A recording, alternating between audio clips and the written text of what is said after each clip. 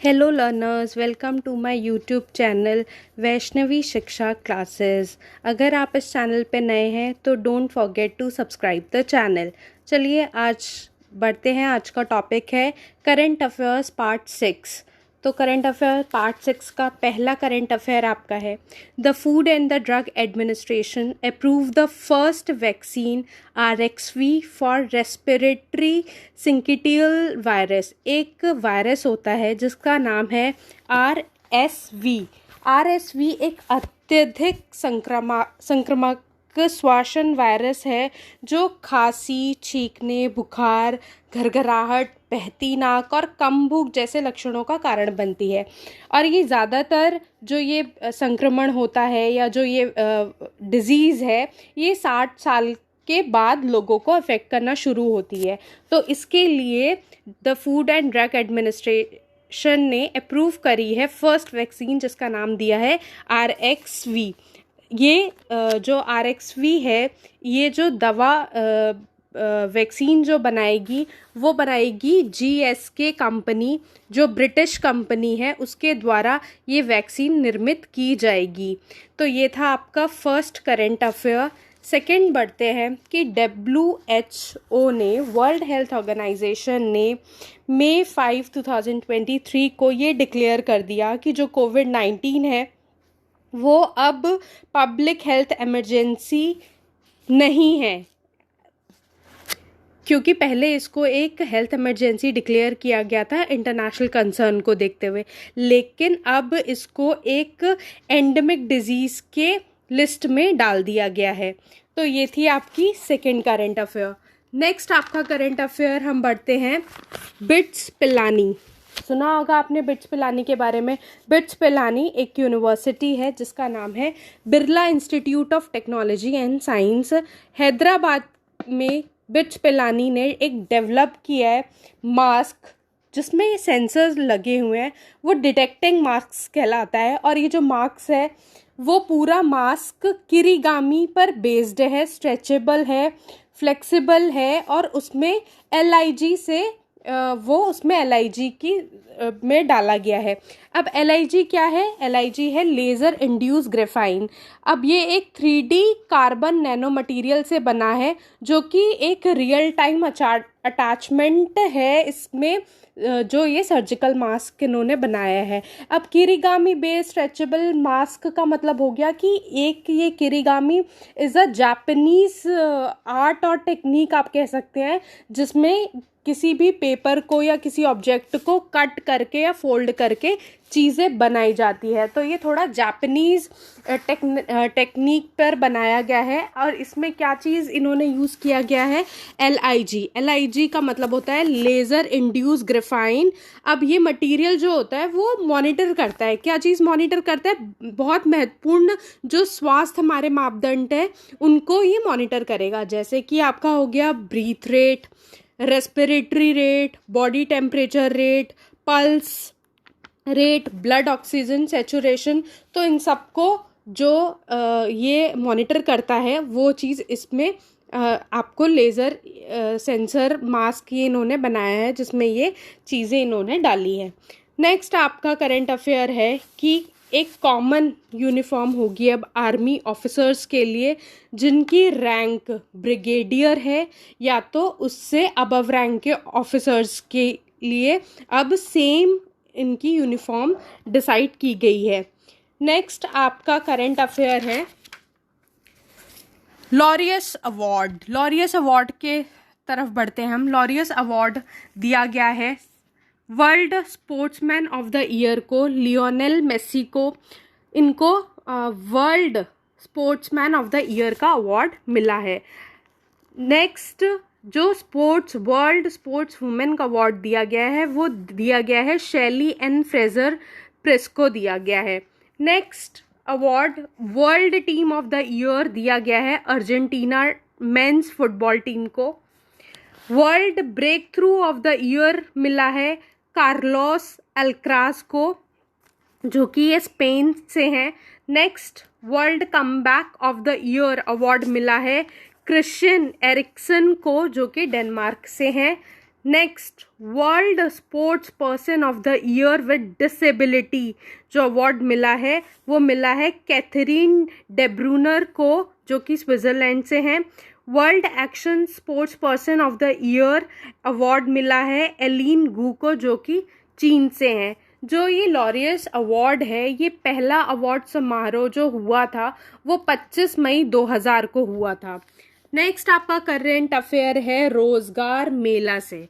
अब रोज़गार मेला आपने सुना होगा कि जो भारत सरकार है वो कोई ना कोई स्कीम बनाती रहती है। अब ये स्कीम जो है रोज़गार मेला, थोड़ा सा हम इसकी शुरुआत करते हैं, हम जान लेते हैं कि रोज़गार मेला है क्या। ये रोज़गार मेले की शुरुआत जो हुई वो जो मतलब इसको जब लॉन्च किया गया उसकी डेट थी 22 अक्टूबर 2022। तो बहुत इम्पॉर्टेंट ये डेट है। हमेशा कोई ना कोई जो भी स्कीम होती है सरकार के द्वारा लाई गई उसका पूछ लेते हैं कि ये कब लॉन्च की गई थी। तो अभी ये रिसेंट न्यूज़ में इसलिए है क्योंकि प्रधानमंत्री जी ने नरेंद्र मोदी ने 71,000 लेटर्स डिस्ट्रीब्यूट किए हैं, जो कि अपॉइंटमेंट लेटर्स हैं, जो लोगों को इन्होंने नौकरी दी है। युवाओं को सरकारी नौकरी देने के लिए ये अभियान है और ये 5वां मेला है। जो ये रोज़गार मेला है ये अभी तक का 2022 से लेकर जो अभी हुआ है वो 5वां मेला है, जो कि 45 शहरों में कार्यक्रम इसका आयोजित किया गया था और प्रधानमंत्री जी ने वहाँ वर्चुअल माध्यम से 71,000 युवाओं को नियुक्ति पत्र वितरित किए थे और उनको संबोधित किया था। तो अभी जो ये आंकड़ा पहुंच गया है कि मतलब टोटल कितने इन्होंने जो अपॉइंटमेंट लेटर्स हैं वो कितने दे दिए, 3,59,000 तक का आंकड़ा पहुंच गया है। और ये नियुक्तियां जो हैं वो केंद्रीय सरकारी विभागों, राज्य सरकारों और केंद्र शासित प्रदेशों में की जा रही हैं। अब जो इसका नेक्स्ट जो आयोजन होगा वो 22 नवंबर 2023 को होगा और इनका जो टोटल लक्ष्य है वो 10 लाख तक को सरकारी नौकरी देना है। अब ये रोज़गार में किस किस की जो ये रोज़गार दे रहे हैं लोगों को, ये किस किस में वैकेंसीज़ हैं, वो ये सेंट्रल आर्म्ड फोर्स में वैकेंसीज़ हैं ऑफिसर की, सब इंस्पेक्टर है, कांस्टेबल्स हैं, लोअर डिवीज़न क्लर्क है, स्टेनोग्राफर्स है, personal assistant of higher officials हैं, इनकम टैक्स इंस्पेक्टर है, मल्टीटास्क स्टाफ है। मतलब ओवरऑल अगर हम कहें तो ग्रुप ABCD सारे इसमें रोज़गार मेला में इंक्लूडेड है। जो इसका मोड ऑफ सिलेक्शन है वो रिटन एंट्रेंस टेस्ट है और कॉमन इंटरव्यू जो टेस्ट होता है। अब ये इसका ऑब्जेक्टिव क्या है, ये सरकार ने रोज़गार मेला लगाया क्यों है? ये रोज़गार मेला इसलिए लगाया है ताकि लोगों को एक एम्प्लॉयमेंट अपॉर्चुनिटी मिल सके, एक प्लेटफॉर्म मिल सके जो जॉब सीकर्स को, जहाँ पे वो अब कनेक्ट हो सके एम्प्लॉय से कि स्वीटेबल उनको एम्प्लॉयमेंट मिल सके। नेक्स्ट ये इसका उद्देश्य या इसका एम या ऑब्जेक्टिव आप कह सकते हैं ये है कि स्किल एनहांसमेंट के लिए भी PM रोज़गार मेला लगाया है। यहाँ पे ये लोग प्रोवाइड करते हैं training, skill enhancement opportunity to the job seekers. Next इसका ऑब्जेक्टिव है इंडस्ट्री एक्सपोजर। ये प्रोग्राम ये प्रोवाइड करता है, एक तो प्लेटफॉर्म प्रोवाइड करता है जॉब सीकर्स को कि वो इंटरैक्ट कर सके इंडस्ट्रियल प्रोफेशनल से, अंडरस्टैंड कर सके करंट ट्रेंड क्या चल रहा है और इंडस्ट्री की रिक्वायरमेंट क्या है। फोर्थ इसका है गवर्नमेंट सपोर्ट। ये एक गवर्नमेंट सपोर्टेड प्रोग्राम है, इसमें एक क्रेडिटेबिलिटी है प्रोग्राम की और ये इंक्रीज करता है chances of job seekers to get a genuine and creditable job opportunities की, मतलब सबको सही और जेन्युइन एक जॉब मिल सके। और fifth very important, unemployment reduction. ये क्या कर रहा है रोज़गार मेला, ये अनएम्प्लॉयमेंट की जो स्थिति है हमारे देश में उसको रिड्यूस कर रहा है। तो इसकी जो भी जिसको रोज़गार मेले से जुड़ना है या जो भी अप्लाई करना चाहता है वो इसकी ऑफिशियल वेबसाइट पे जाके सारी डिटेल्स पढ़ सकता है और इसमें जो मिनिमम एज है वो 18 साल दी गई है। तो ये जो आपकी करंट अफेयर्स थी ये आपके रोज़गार मेला से थी, जिसमें प्रधानमंत्री नरेंद्र मोदी ने 71,000 लेटर्स दिए हैं। नेक्स्ट आपका है साइक्लोन मोचा। अभी साइक्लोन मोचा आया है नाम पूछ लेते हैं, कौन सा साइक्लोन है या साइक्लोन का नाम कहाँ आया है। यह म्यांमार और साउथ ईस्टर्न बांग्लादेश में इसने हिट किया है और काफ़ी तबाही भी वहाँ पे हुई है। नेक्स्ट आपका बढ़ते हैं करंट अफेयर्स की तरफ, जो कि 7th है, DBSE। अब ये DBSE क्या है? DBSE है Delhi board of school education. Delhi board of school education ने अपना रिजल्ट निकाला है, for the first time declare किया है 10वीं और 12वीं का। इसमें जो 10वीं और 12वीं का पास परसेंटेज था, उसमें 10वीं का था 99.49% बच्चे पास हुए हैं और 12th क्लास में 99.25% बच्चे पास हुए हैं टोटल। तो ये अभी ये निकाला गया है कि दिल्ली बोर्ड ऑफ स्कूल के एजुकेशन में फर्स्ट टाइम कि उनका ये रिजल्ट रहा। नेक्स्ट आपका करंट अफेयर है, 18 साल बाद बंगाल टाइगर ने कब्स को जन्म दिया है। कहाँ पे? दिल्ली ज़ू में दिया है। और जिन्होंने कब्स को ये जन्म दिया है उनका नाम है टाइग्रेस का सिद्धि। तो ज़ू में 4 एडल्ट बंगाल टाइगर्स हैं जिनका नाम है करण, सिद्धि, अदिति एंड बरखा। तो जो सिद्धि और अदिति हैं वो एक वाइल्ड ओरिजिन के हैं, जो कि जिनको लाया गया था नागपुर से। नेक्स्ट हम पढ़ते हैं, आपका करंट अफेयर है रेलवे से। अच्छा, रेलवे ने क्या किया है? पैसेंजर्स की सुविधा को देखते हुए एक बड़ा फैसला लिया है। अब ये बड़ा फैसला ये है कि जो साइन बोर्ड्स होते हैं रेलवे स्टेशंस पे, उनको स्टैंडर्डाइज करने का फैसला लिया है कि हर जगह जो साइन बोर्ड हो वो एक जैसे होने चाहिए। तो अब ये जो डायरेक्शन दे दिया गया, डिसीजन ले लिया गया है कि भैया हर जगह ये साइन बोर्ड होंगे। तो इन्होंने शुरुआत में 1275 स्टेशंस को चुना है अमृत भारत स्टेशन स्कीम के अंतर्गत। अच्छा, अब इसमें किस किस चीज़ के साइन बोर्ड्स हैं? जैसे कि व्हीलचेयर असिस्टेंस के लिए हो गया, रैंप हो गया, टूरिस्ट इंफॉर्मेशन हो गई, मोबाइल चार्जिंग पॉइंट कहाँ है, एस्केलेटर्स कहाँ हैं, इन सब का जो भी साइन बोर्ड होता है उसको इन्होंने स्टैंडर्डाइज किया है।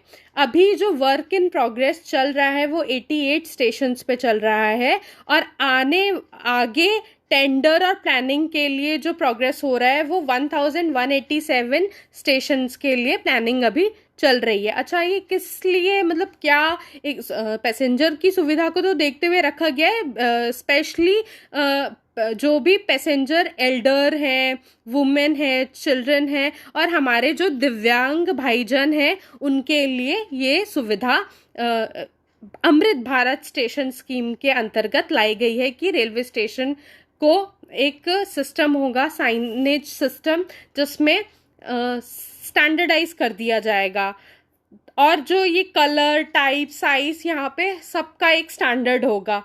अच्छा, नेक्स्ट हम पढ़ते हैं, जो ये लॉन्च हुआ था, ये दिसंबर 2022 को लॉन्च हुआ था आपका अमृत भारत स्टेशन स्कीम। इसमें ये बोला गया था कि ये बेसिकली रेलवे स्टेशंस के डेवलपमेंट के लिए, अपग्रेडेशन के लिए, मॉडर्नाइजेशन के लिए अमृत भारत स्टेशन स्कीम को लागू किया गया था। नेक्स्ट हम पढ़ लेते हैं, आपकी न्यूज़ है, one stop centre for zero waste to be launched in New Delhi. New Delhi में वन स्टॉप सेंटर्स लॉन्च होंगे। अच्छा, ये क्यों लॉन्च होंगे? ये लॉन्च होंगे आपका जितने भी आपके वेस्ट मटेरियल्स होते हैं, वेस्ट चीज़ें होती हैं, वेस्ट में क्या क्या चीज़ें आ जाती हैं आपकी, जैसे कि क्लोथ्स हो गए, शूज़ हो गए, बुक्स हो गई, टॉयज़ हो गए, प्लास्टिक हो गई, तो इन सब का रीयूज़ और रिसाइकल करने के लिए यहाँ पे एक सेंटर बनाया जाएगा जहाँ पर ये सारी चीज़ें डिपॉजिट होगी। अच्छा, अब इस सेंटर का स्पेशल यही है आपका रिड्यूस, रिसाइकल एंड रीयूज़, और ये नेशन वाइड लॉन्च किया जाएगा 20 मई को। अब ये किस उपलक्ष्य में किया जा रहा है? ये वर्ल्ड एनवायरनमेंट डे मनाया जाता है 5 जून को। तो बेसिकली वर्ल्ड एनवायरनमेंट डे को देखते हुए ये कैंपेन शुरू किया जा रहा है। अच्छा, according to ministry of housing and urban poverty alleviation, जो आइटम्स हैं वो डिफरेंट सर्कुलर इकोनॉमी, वो जो भी सारा वेस्ट मटेरियल होगा उसको इस तरीके से वो ठीक करके नया बना देंगे कि वो दोबारा प्रोडक्ट यूज़ में आ सके।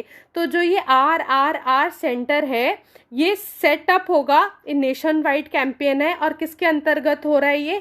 मेरी लाइफ मेरा स्वच्छ शहर, my life my clean city.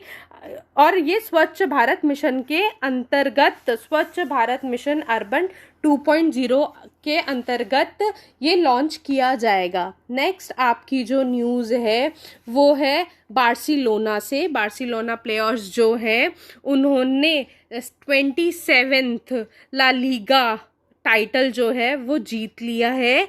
और जो ये एक ला लीगा जो टाइटल है, ये स्पेनिश लीग है जिसका ये टाइटल है।